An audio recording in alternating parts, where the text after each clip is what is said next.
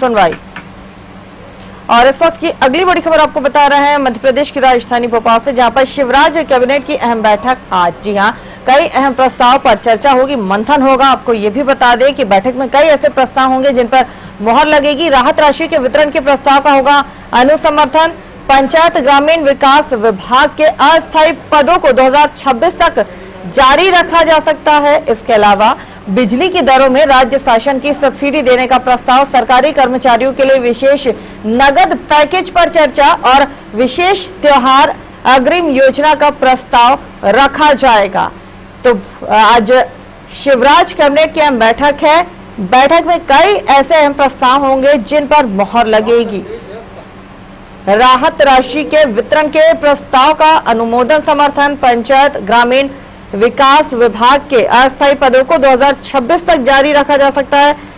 पंचायत ग्रामीण विकास विभाग के अस्थायी पदों को लेकर भी इसमें प्रस्ताव रखा जाएगा। बिजली की दरों में राज्य शासन की सब्सिडी देने का प्रस्ताव, सरकारी कर्मचारियों के लिए विशेष नगद पैकेज और साथ ही विशेष त्योहार अग्रिम योजना का प्रस्ताव रखा जाएगा। और इसी खबर पर हमारे साथ सीधे न्यूज रूम से जुड़े हमारे स्टेट हेड राजेश सक्सेना जी।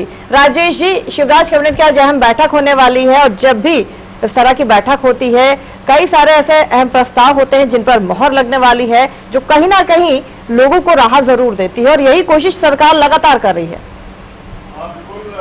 जिस तरह से कल हम बात करें तो अनौपचारिक कैबिनेट की बैठक रखी गई थी और मुख्यमंत्री शिवराज सिंह चौहान ने सभी मंत्रियों के साथ बंटू-बंट चर्चा की थी और आगे की क्या कुछ रणनीति है उस पर दिन भर जो बैठक चली सीहोर की रिसोर्ट में, उसमें तमाम मुद्दों पर चर्चा की गई। आज कैबिनेट बैठक है और कैबिनेट बैठक में तकरीबन 1 दर्जन से ज़्यादा प्रस्ताव हैं जिन पर चर्चा होगी और चर्चा के बाद उनको मंजूरी मिलेगी। सबसे जो अहम प्रस्ताव है वो इस बात को लेकर है, जिस तरह से कोरोना काल में तमाम लोगों का निधन हुआ, मृत्यु हुई और ख़ास तौर पर ऐसे लोग जो जिनके परिवार में अब भरण पोषण वाला नहीं और सरकार ने उसके लिए मदद के लिए हाथ आगे बढ़ाए हैं और इसी को लेकर जो राहत राशि का वितरण का जो प्रस्ताव है उस पर आज चर्चा होगी और उस पर समर्थन के जरिए उसको मंजूरी मिलेगी।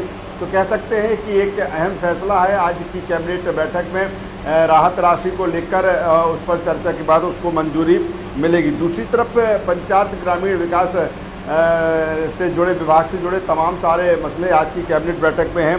खासतौर पर 2026 पदों को भरने को लेकर जो अस्थायी पद होंगे उन पदों को भरने को लेकर आज कैबिनेट की बैठक में मंजूरी मिल सकती है, क्योंकि जिस तरह से लंबे समय से पंचायत और ग्रामीण विकास विभाग में जो पद हैं वो खाली पड़े हुए हैं और ख़ास तौर पर इस समय कोरोना काल में पंचायत और ग्रामीण विकास का काम अहम हो जाता है, क्योंकि चाहे मनरेगा की हम बात करें या फिर अन्य जो ग्रामीण परिक्षेत्र के काम हैं, ख़ास तौर पर मनरेगा के जरिए जिस तरह से कोरोना काल में लोगों के पास में अब रोज़गार नहीं है, मजदूरों के पास काम नहीं है, तो उसमें सरकार उनकी रोज़गार की गारंटी सुनिश्चित करती है और यही कारण है कि पंचायत और ग्रामीण विकास विभाग में जो रिक्त पद खाली हैं उनको भरे जाने को लेकर आज कैबिनेट बैठक में प्रस्ताव आएगा। प्रस्ताव को मंजूरी मिलने के बाद ये जो प्रक्रिया है वो अमल में आ जाएगी।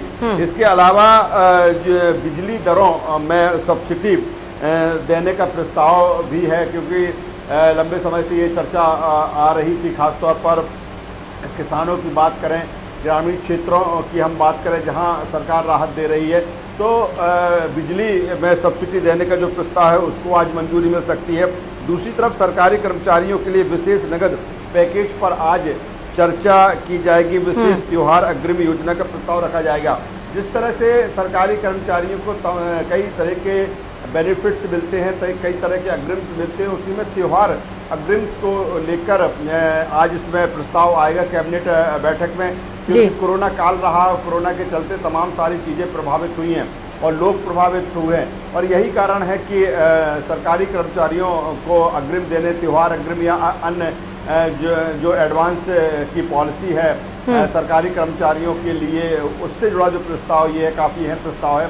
इस पे चर्चा के बाद इसको भी आज मंजूरी मिल सकती है। तो तकरीबन 1 दर्जन से ज्यादा प्रस्ताव हैं जिन पर आज चर्चा होगी और चर्चा के बाद अधिकांश को मंजूरी मिल सकती है। बिल्कुल राजेश, आपको रोकूंगी मैं यहाँ पर। इस वक्त की एक और बड़ी खबर हमारे दर्शकों को बता दें, राजधानी भोपाल से ही, जहाँ पर सरकार की उपलब्धियों को अब जनता के बीच लेकर जाएगी बीजेपी। केंद्र सरकार और राज्य सरकार की जो उपलब्धियां हैं उन्हें अब जनता के बीच लेकर जाएगी। ये भी बता दें कि श्यामा प्रसाद मुखर्जी की याद में अलग अलग कार्यक्रम होंगे। 18 जून से 30 जून तक अलग अलग कार्यक्रम होंगे। राजेश जी, क्या कहेंगे इस पर, क्योंकि अब सरकार तक पहुंचनी है। स्मिता, बिल्कुल। अब जिस तरह से हमने देखा कि कोरोना के चलते तमाम सारी चीज़ें प्रभावित रही हैं और केंद्र से लेकर राज्य तक जो कुछ कोरोना काल में काम किया गया, जो कुछ उपलब्धियां हैं, अब सरकार इनको गिनाने जा रही है। सारे मंत्रियों को, प्रभारी मंत्रियों को ये कह दिया गया है कि सरकार की आप उपलब्धियां बताइए कि कोरोना काल में किस तरह से सरकार ने इस कोरोना की जंग को लड़ा है, किस तरह से एक तरफ जो कोरोना की लड़ाई थी उसका जो संक्रमण था उसको रोकने के लिए जो प्रयास किए गए, साथ ही कोरोना काल में जो आफत आई उसमें लोगों की किस तरह से मदद की गई तमाम योजनाओं के जरिए, तमाम विभागों के जरिए। और सरकार अब चाहती है कि घर घर जाकर ये चीज़ें बताई जाएं। जो प्रभारी मंत्री हैं या फिर जो क्राइसिस मैनेजमेंट तैयार किया गया अलग अलग ज़िलों में, तो सरकार की उपलब्धियां बताकर कहीं ना कहीं इसको हम इस रूप में भी देख सकते हैं कि आगामी समय में जो चुनौतियां सरकार के सामने है, खासतौर पर चुनावी चुनौतियों की हम यहाँ पर जिक्र करेंगे, क्योंकि अगर कोरोना पूरी तरीके से समाप्त होता है, खत्म होता है, उसका संक्रमण कम होता है और जिस तरह से थर्ड वेव की हम चर्चा कर रहे हो, थर्ड वेव जिस तरह से अक्टूबर नवंबर में आने की बात कही जा रही है, अगर ऐसा नहीं होता या फिर कोरोना नियंत्रण में रहता है तो निश्चित तौर पर ये मानिए कि जो नगरीय निकाय चुनाव हैं वो फिर इसके बाद किसी भी शेड्यूल किए जा सकते हैं। और यही कारण है कि सरकार ये चाहती है कि उससे पहले कोरोना काल में जो तमाम तरह की सियासत और राजनीति हुई है, विपक्ष खासतौर पर कांग्रेस जिस तरह से तमाम कोरोना काल में सवाल उठाता रहा है, उसकी डैमेज को कंट्रोल करने के लिए सरकार ये चाहती है कि सरकार ने जो काम किया उसको बताया जाए, किस तरह से लोगों को राहत पहुंचाई गई है ये बताया जाए। जिस तरह से सरकार ने फैसला लिया गया है कि अगर किसी परिवार में उसका भरण पोषण वाला अगर किसी की मृत्यु हो जाती है और उसके आगे के जीवन के लिए जो चुनौती होती है वो कैसे उसको सर्वाइव करे, तो इसको लेकर भी सरकार ने जो योजना शुरू की है राहत देने के लिए।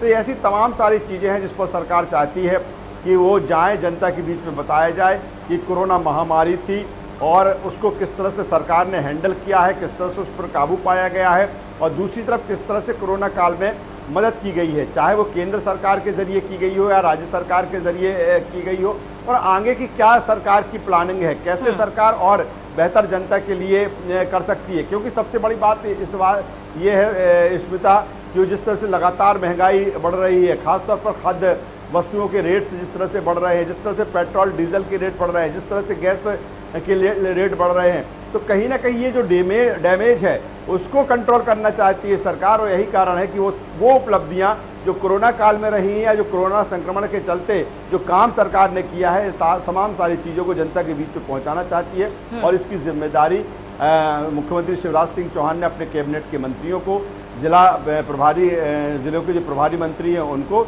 ये जिम्मेदारी सौंपी है।